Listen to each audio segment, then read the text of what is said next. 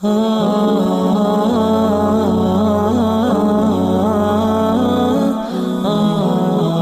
صلی اللہ علیہ وسلم کے دو داماد ہیں، دو سسر ہیں۔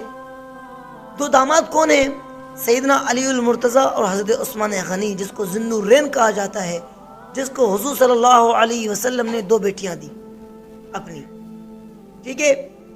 تو یہ دو داماد ہو گئے، اور دو سسر ہیں، حضرت ابو بکر صدیق رضی اللہ تعالی عنہ، جو امی عائشہ رضی اللہ تعالی جس کو صدیقہ کہا جاتا ہے، وہ ابو بکر صدیق کی بیٹی ہے اور زوجہ حضور صلی اللہ علیہ وسلم کی ہے۔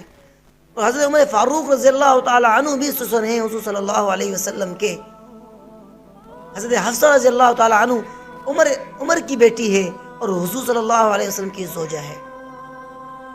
اور جب ہم حضرت عمر رضی اللہ تعالی عنہ کی زندگی میں اما فاطمہ رضی اللہ تعالی عنہ سے پیدا ہونے والی بیٹی ام کلثوم، جو حضرت علی کی بیٹی ہے، وہ عمر فاروق رضی اللہ تعالی عنہ کے نکاح میں ہے۔ اما فاطمہ حضرت عمر فاروق کی سانس بنی۔ یہ آپس میں محبت ہے، تعلق ہے، ایک جس سے محبت ہوتی ہے اس سے رشتہ جوڑا جاتا ہے، اور جس سے محبت نہ ہو اس سے رشتہ نہیں جوڑا جاتا۔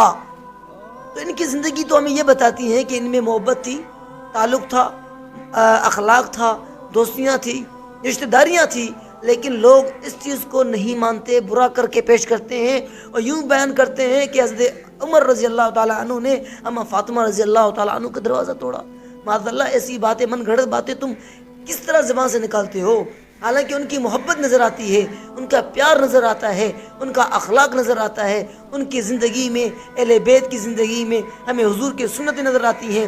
اللہ تعالیٰ نے قرآن میں کیا فرمایا؟ رضی اللہ عنہم ورضوا عنہ، میں ان سے راضی وہ مجھ سے راضی۔ کون؟ صحابہ بھی اس میں آ گئے، اہل بیت بھی آ گئے۔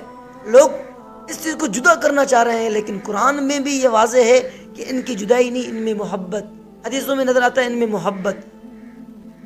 تو کیوں ایسا امت کو خراب کیا جا رہا ہے؟ کیوں لوگوں کو بدگمان کیا جا رہا ہے؟ کیوں لوگوں کا دماغ خراب کیا جا رہا ہے؟ اور کیوں صحابہ اور اہل بیت کو جدا کیا جا رہا ہے؟ کیا مقصد ہے تمہارا؟ کیا راز ہے تمہارا؟ کرنے کا وجہ کیا ہے؟ کیوں کرتے ہو ایسا؟ ایسا تو نہیں ہونا چاہیے، ہمیں ایسا نظر تو نہیں آتا جیسے تم بیان کرتے ہو۔ کیوں؟ سارا مسئلہ ہے صحابہ کو برا کہنا ہے، لیکن اگر تعلق بیان کر دیں گے تو پھر تعلق جب ہو گیا تو برا کرنا کیسا؟ تو الٹا ان کے گلے میں آ جائے گی بات، ٹھیک ہے۔ حضرت حسین رضی اللہ تعالیٰ عنہ کی زندگی میں ہمیں محبت نظر آتی ہے۔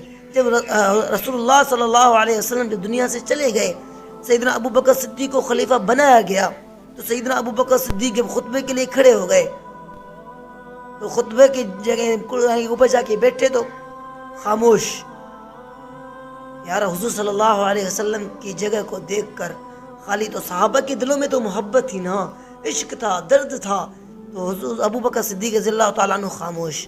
تو حضرت ابو بکر صدیق رضی اللہ تعالیٰ عنہ نے حسن و حسین کو بلایا اور ساتھ ممبر پہ بٹھایا، اور ممبر پہ بٹھانے کے بعد سیدنا ابو بکر صدیق نے بیان کیا اور صحابہ کو یہ فرما دیا کہ آج بیان ابو بکر کریں گے، تو آپ کو اگر حضور کی یاد آئے تو اب حسن و حسین کو دیکھ لینا، حضور کی یاد تازہ ہو جائے گی۔